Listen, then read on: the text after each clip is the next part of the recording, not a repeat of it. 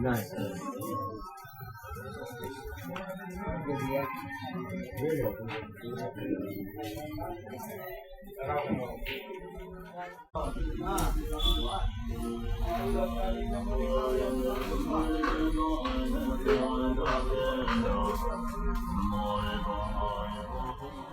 हम लोग यहाँ पे हर जगह पे बैठा था, कोई कश्मीरी गेट में, कोई लाल किला साइड में, कोई कहाँ आज़ादपुर, कहीं यहाँ कहीं वहाँ पे.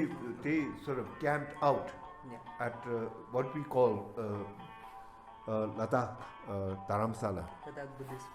Ladakh Vihara. Yeah, Bihar. So I think it's about 10 minutes or 5 minutes journey to Majnu Tilla. Government of India ने बोला कि नहीं, ये शरणार्थी लोग इस तरह नहीं, उनको ऑर्गेनाइज करिए, एक साथ में मिलके हमको यहाँ पे बिठा दिया गया. The Tibetan refugees were ousted to, along the banks of the Yamuna River. हाँ.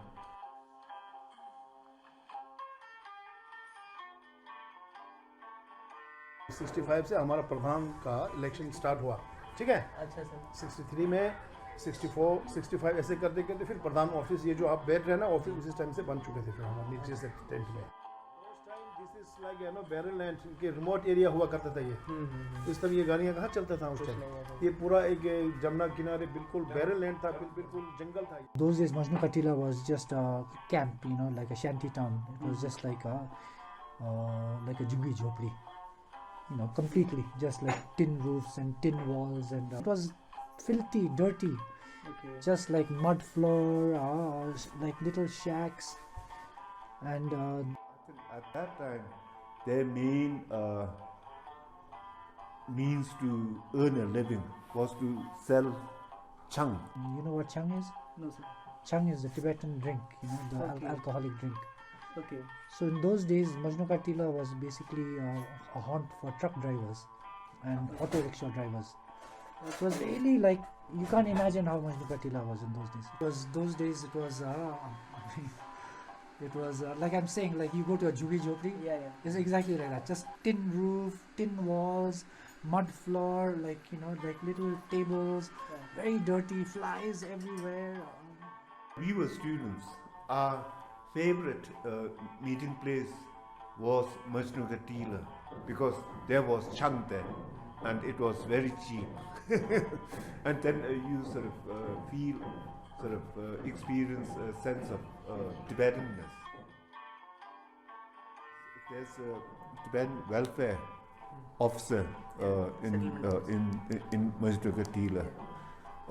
His duty is to settle disputes which are non-civil.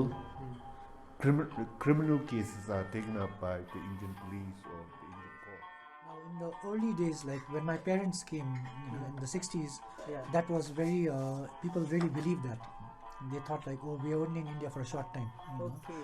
We'll go back to Tibet Uh-huh. because this is just, we're just like here for a short time. Or Yeah, I think For a slowly by the 90s, then of course people started, and also politically the situation was not improving, and earlier there was this hope that we'll go back. something will happen, either there'll be like a war and China will lose the war and Tibetans will be able to go back to Tibet, or politically there'll be some settlement or negotiation and then we'll be able to go back. But I think by the 90s and then 2000s it became more clear that actually it's not that easy, and maybe we'll never go back for like generations. There's already like 3 generations of people who Tibetans have grown up in exile, so Wherever there is Tibetan community, there is a monastery. Yes, it's a part and parcel of their life. Especially for the youngsters. If there isn't any, nunneries or monasteries, then they will, almost they will, they will forget about the, monastic lives, or they will forget that they have to do something to make sure that they will earn some merit. If there's so monasteries around them, there, most of youngsters, they tend to, go around the monasteries and go inside the monastery because this is part of their life. Some connect to the connect to their spiritual life. And one prime responsibility is to keep the Tibetan refugees in compact areas. The motivation is not that we don't want to be integrated. Okay. The motivation is that we want to preserve Yeah, our preserve language, culture, Yeah. because these pillars of Tibetan culture are being destroyed in Tibet. All Tibetans love Hindi movies. I don't know if you know that or not, but they know.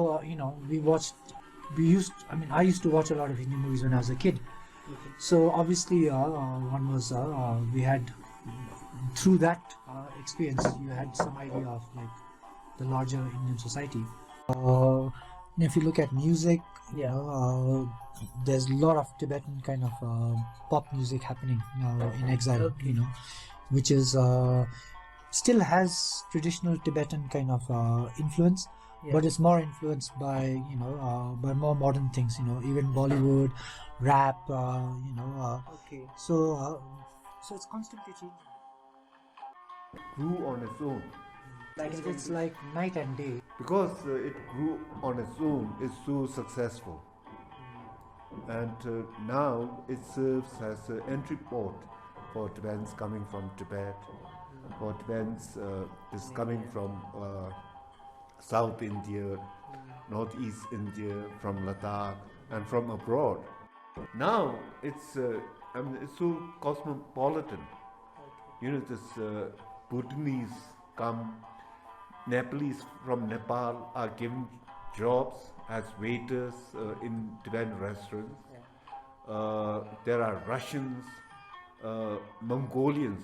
They come in groups, large groups. I think it is still a political place, but I think much of the energy of the Tibetans these days in Majnu Tilla is making money. Is the money capital of the Tibetan exile community. It's kind of like the commercial capital of the Tibetan world. Yeah. People from the Indian Himalayan areas, from Ladakh, Arunachal, Spiti, for them also that's now become the place, commercial center. When they travel to Delhi, they'll go and stay in Majnu Tilla. They won't stay somewhere else. So in that sense, certainly it's very important to the kind of Tibetan exile world. Administratively, early on, there was the camp leader, and all the decisions regarding Majnu Tilla as a community was made by the camp leader.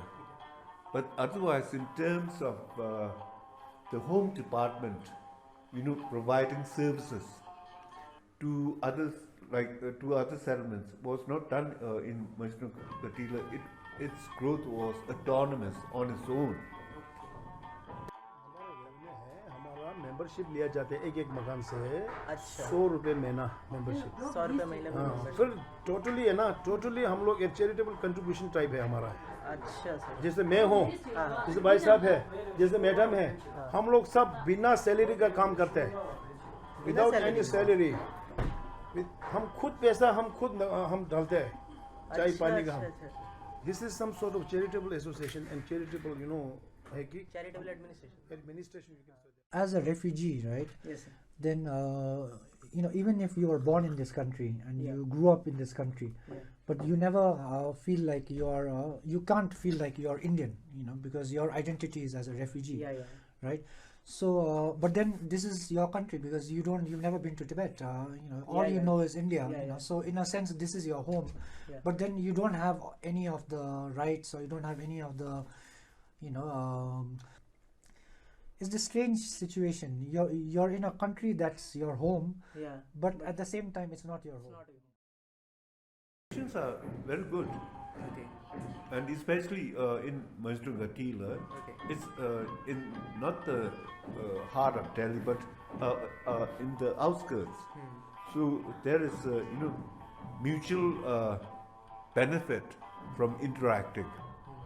For example, in this Punjabi Basti, it provides services to people who live in Majnu Tilla.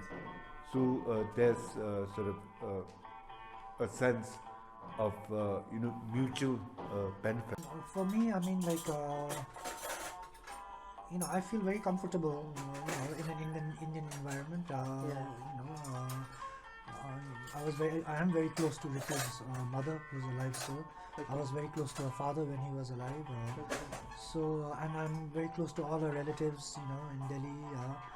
So we are all, India is very, very special situation. Okay. There's no other country will allow you to have a autonomous, separate kind of situation. It's only in India that even in Nepal or Bhutan or nothing. No, it's only in India. Okay. And that's a very special arrangement that was made when Nehru was Nehru was a Prime Minister, and then he went out of his way to accommodate Tibetans. He allowed us to have a separate school system, even compared to other refugees in different Anywhere in the countries. world. I don't think there's another example like the Tibetan situation in India. And I think Tibetans who live in Europe, North America, I think there is a fear that the Tibetan children will not inherit the same sense of Tibetan identity as Tibetans do here in India. So we live in compact communities. There are separate schools set up for the Tibetan refugee children. In terms of, I think, harmony and mutual understanding, I think India hosting us has been excellent in terms of this human-to-human relations which doesn't say that I'm Tibetan, you Indian, but it's more this individual to individual, right?